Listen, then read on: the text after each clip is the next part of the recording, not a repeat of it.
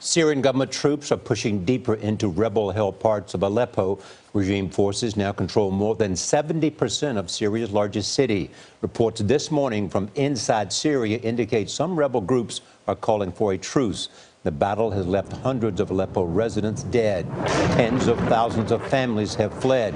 Debora Patta found one family who never left and never gave up hope.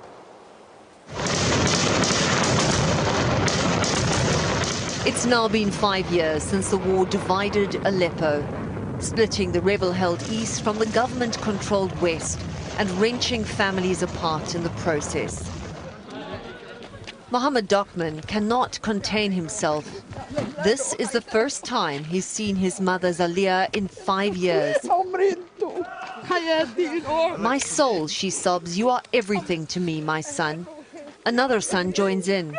Syria remained in rebel-held eastern Aleppo. Her 3 sons and their families lived in the government-controlled west. Her sons joined the Syrian army, their uniform marking them as enemies of the opposition. Visiting their mother in rebel-held territory became impossible. Dokman knew that the bombs unleashed on the opposition fighters by the army he serves rained down on his mother's home as well. "All the time I was helpless," he told us. "I was constantly thinking I would lose her." In those 5 long years, much has changed. The neighborhood they grew up in is now unrecognizable. But for a brief moment, the horrors of war are put aside.